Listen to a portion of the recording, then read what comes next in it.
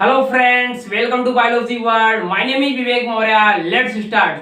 तो गाइड्स, आज की जो वीडियो होगी वो होगी micro organism. What is micro organism, define micro organism, ये कहाँ पाया जाता है, कितने प्रकार के होते हैं और सूक्ष्म जीव क्या होता है। तो गाइड्स, चैनल पे नए हैं तो चैनल को सब्सक्राइब कर दें, बेल आइकन को प्रेस कर दें और वीडियो को पूरा देखें। तो गाइड्स, आइए बात करते हैं micro organism. Guides, micro organism क्या है? ये जो माइक्रो मीन्स होता है छोटा, माइक्रो मीन्स छोटा, और ऑर्गेनिज्म मीन्स गाइड्स जीव। माइक्रो का मतलब होता है स्मॉल या छोटा, ऑर्गेनिज्म का मतलब होता है जीव। ऐसे ऑर्गेनिज्म, ऐसे जीव जो अपने साइज में क्या होते हैं, बहुत ही छोटे होते हैं, बहुत ही स्मॉल होते हैं, उसे क्या बोला जाता है? उसे गाइड्स हम कहते हैं माइक्रो ऑर्गेनिज्म। क्योंकि माइक्रो का मतलब ही होता है एक्सट्रीमली स्मॉल, बहुत ही छोटा।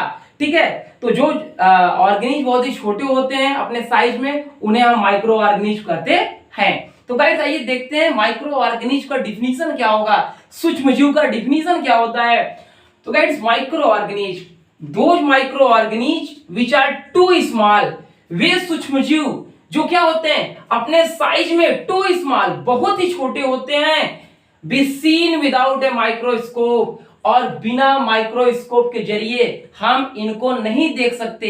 इतने छोटे प्राणी होते हैं कि इन्हें देखने के लिए हमें माइक्रोस्कोप नामक यंत्र का इस्तेमाल करना पड़ता है, आर्कार्ड माइक्रो ऑर्गेनिज्म। और इन्हें क्या बोलते हैं? सूक्ष्म जीव कहते हैं। वे छोटे से छोटे जीव जिन्हें आप खुली आंखों से नहीं देख सकते, देखने के लिए एक इंस्ट्रूमेंट का आवश्यकता पड़ता है, एक यंत्र की आवश्यकता पड़ता है। इसका नाम क्या है? माइक्रोस्कोप। और माइक्रोस्कोप के जरिए आप छोटे से छोटे जीवों को देख सकते हैं। यही क्या है? इसी को बोलते हैं माइक्रो ऑर्गेनिज्म।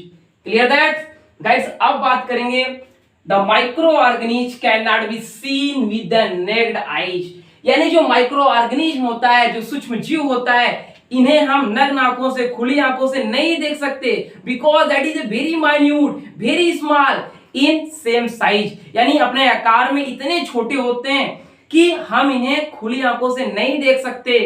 तो guys, micro organism are found in the everywhere like air, water, soil. अब हमें यह समझना है कि जो माइक्रो ऑर्गेनिज्म होता है ये जो है कहां मिलेगा या कहां पाया जाता है। तो micro organism are found in everywhere. Micro organism प्रत्येक स्थानों पे पाया जाता है, प्रत्येक जगहों पे पाया जाता है। लाइक आपका एयर हो गया, वायु में भी पाया जाता है, वाटर में भी पाया जाता है, सॉइल, मिट्टी में भी पाया जाता है। यानी जो माइक्रो ऑर्गेनिज्म होता है यह जो है नेचर में पाया जाता है, प्रत्येक स्थानों में पाया जाता है। चाहे एयर की बात करें, वायु की, चाहे वाटर की बात करें, चाहे सॉइल की बात करें, और यहां तक कि ह्यूमन बॉडी यानी मानव के बॉडी के अंदर या स्किन पे या चेहरे पे या कपड़े में कहीं पर भी पाया जा सकता है। क्योंकि माइक्रो का मतलब छोटा, और ये इतने छोटे प्राणी होते हैं कि इन्हें आप खुली आंखों से नहीं देख सकते।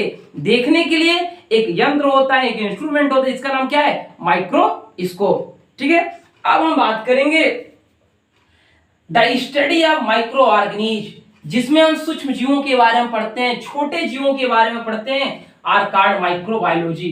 ठीक है, यानी विज्ञान की वह शाखा जिसमें हम क्या करते हैं? सूक्ष्म जीवों के बारे में पढ़ते हैं, माइक्रो ऑर्गेनिज्म के बारे में पढ़ते हैं, उसे बोला जाता है माइक्रोबायोलॉजी। उसे क्या कहा जाता है भाई? माइक्रोबायोलॉजी। यानी कोई भी व्यक्ति, कोई भी स्टूडेंट अगर जो है माइक्रो ऑर्गेनिज्म के बारे में पढ़ता है, इसके बारे में सीखता है, तो उसे हम क्या बोलेंगे? माइक्रोबायोलॉजी। यानी वे पर्सन, वे व्यक्ति जो माइक्रो ऑर्गेनिज्म के बारे में स्टडी करते हैं, माइक्रो ऑर्गेनिज्म के बारे में नॉलेज लेते हैं, उसे बोला जाता है माइक्रोबायोलॉजी। क्लियर? अब गाइड्स, हम बात करेंगे the scientist study of the micro organism are called microbiologist. अभी आपने देखा, अगर कोई स्टूडेंट या कोई पर्सन माइक्रो ऑर्गेनिज्म के बारे में स्टडी करता है, उसे क्या बोलते थे?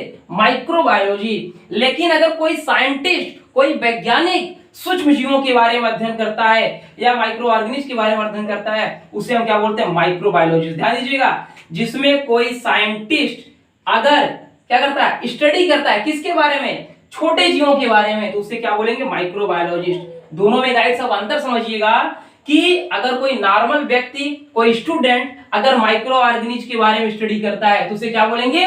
माइक्रोबायोलॉजी। क्या बोलेंगे भाई? माइक्रोबायोलॉजी। लेकिन अगर वही कोई साइंटिस्ट जो है छोटे जीवों के बारे में अध्ययन करता है तो उसे क्या बोलेंगे? माइक्रोबायोलॉजिस्ट। माइक्रोबायोलॉजी का मतलब इसमें हम सूक्ष्मजीवों के बारे में पढ़ते हैं, ठीक है, एक नॉर्मल व्यक्ति की बात हो रहा है। लेकिन अगर साइंटिस्ट पढ़ता है, साइंटिस्ट स्टडी करता है, कोई वैज्ञानिक शोध करता है तो उसे हम बोलते हैं माइक्रोबायोलॉजिस्ट, ठीक है, उसे क्या बोलते हैं? माइक्रोबायोलॉजिस्ट। क्लियर? अब हम बात करेंगे major group of micro organism, यानी जो सूक्ष्म जीव होता है यह जो है कितने प्रकार के हो सकते हैं। तो गाइड्स ये जो माइक्रो ऑर्गेनिज्म होते हैं ये कितने प्रकार के हो सकते हैं या इन्हें कितने भागों में क्लासिफाइड हम कर सकते हैं, कितने भागों में बांट सकते हैं। तो guys there are classified into 5 major group. जब भी माइक्रो ऑर्गेनिज्म की बात होगी तो इन्हें हम 5 कैटेगरी में डिवाइड करते हैं, 5 भागों में बांटते हैं गाइड्स। पहला है बैक्टीरिया, जीवाणु, वायरस, ठीक है, विषाणु, प्रोटोजोआ, फंजाई और एल्गी, शैवाल वगैरह। तो कहने का मतलब चाहे बैक्टीरिया हो, चाहे वायरसेस हो, चाहे प्रोटोजोआ हो, चाहे फंजाई हो, चाहे एल्गी हो, सब क्या होंगे? सब जो है माइक्रो ऑर्गेनिज्म के अंतर्गत आते हैं, ठीक है। या माइक्रो ऑर्गेनिज्म भी क्या है? Bacteria, virus, protozoa, fungi, algae का क्या है? एक वैरायटी होते हैं।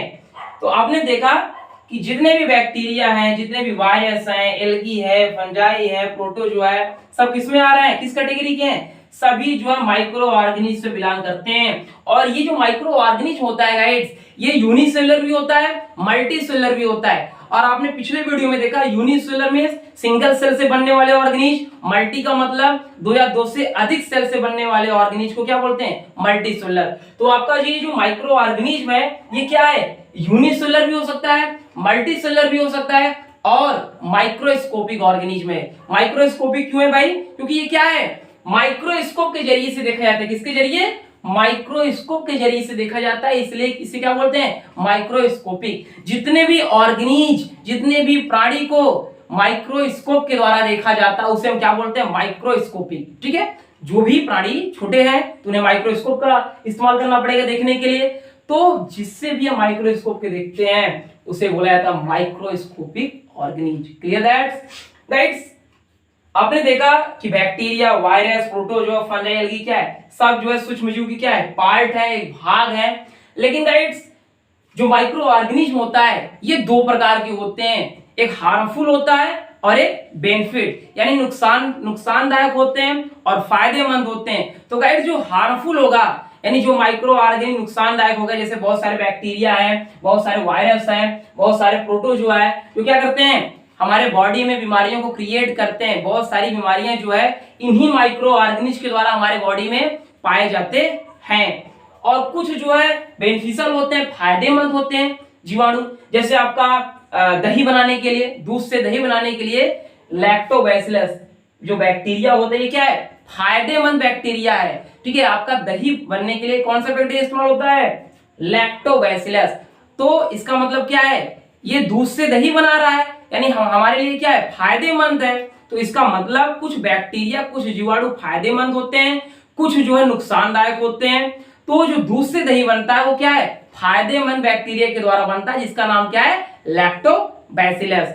और बहुत सारे हार्मफुल बैक्टीरिया है, ठीक है, जिसके द्वारा हमारे बॉडी में कई सारी बीमारियां होते हैं। टीबी हो गया, ठीक है। बाकी वायरस के द्वारा आप देखिए कॉलरा वगैरह, स्मॉल पॉक्स, चेचक, मिजल्स, खसरा वगैरह, ये सब क्या होता है? Common cold. ये जो है किसी बैक्टीरिया या किसी वायरस के द्वारा होता है। तो गाइड्स एक बार मैं आपको बहुत ही शॉर्ट में रिपीट कर देता हूं। माइक्रो ऑर्गेनिज्म यानी छोटे जीव को माइक्रो ऑर्गेनिज्म कहा जाता है, ठीक है। और ये ऑर्गेनिज्म जो होते हैं खुली आंखों से हम नहीं देख पाएंगे, ठीक है। इन्हें देखने के लिए आपको माइक्रोस्कोप नामक एक यंत्र का इस्तेमाल करना पड़ता है, क्योंकि अपने साइज में, अपने आकार में बहुत छोटे होते हैं।